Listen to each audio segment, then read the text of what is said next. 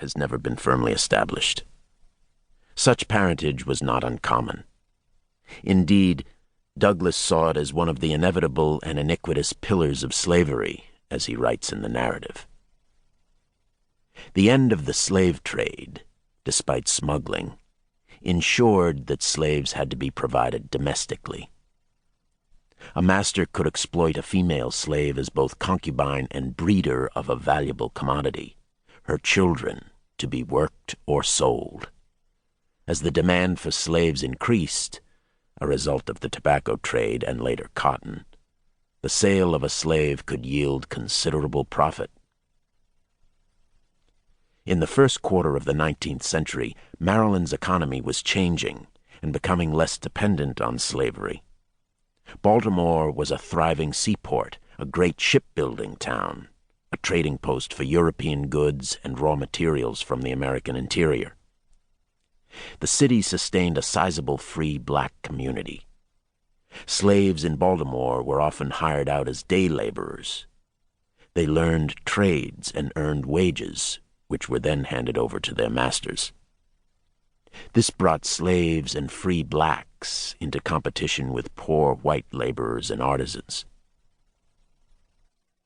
Aaron Anthony was the chief overseer for Edward Lloyd, upon whose huge Talbot County plantation, comprised of 13 farms, 10,000 acres, hundreds of slaves, tobacco was being phased out in favor of wheat.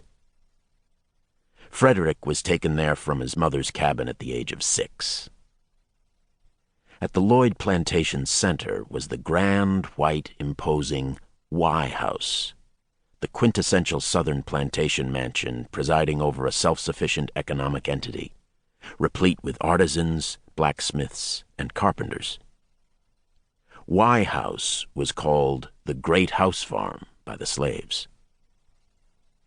As it stood, it was already an anomaly, one of the last great plantations in the area, and, though immensely wealthy, no longer harvesting a lucrative cash crop and sustained only by the labor of its slaves.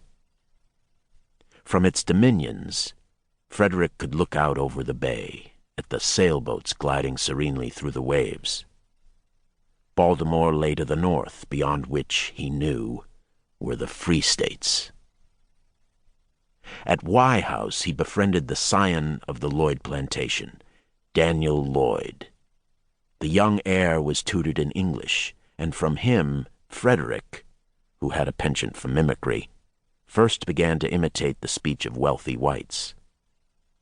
Daniel's tutor was from Massachusetts. In 1825, Frederick, still a child, was sent to Baltimore to live with Thomas Auld's brother Hugh, whose wife, Sophia, taught him to read. When Hugh discovered his wife teaching Frederick, he was furious and forbade it, declaring it would lead to dissatisfaction with his lot as a slave. But this interdiction came too late. Frederick was hooked on words.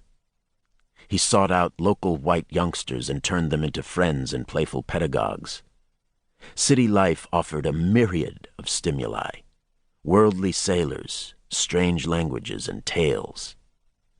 On the docks he first heard the whispered word, abolition. Soon he pieced together its meaning. He never ceased drinking in language.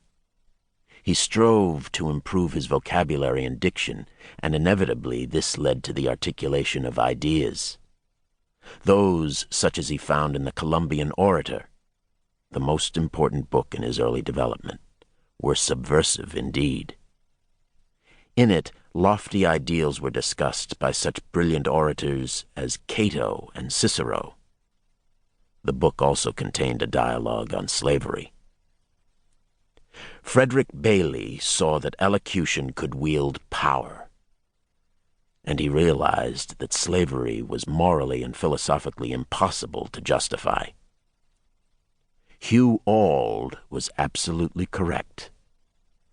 The slave wanted nothing other than to be free. In 1833, when he was 16, he was sent back to the plantation.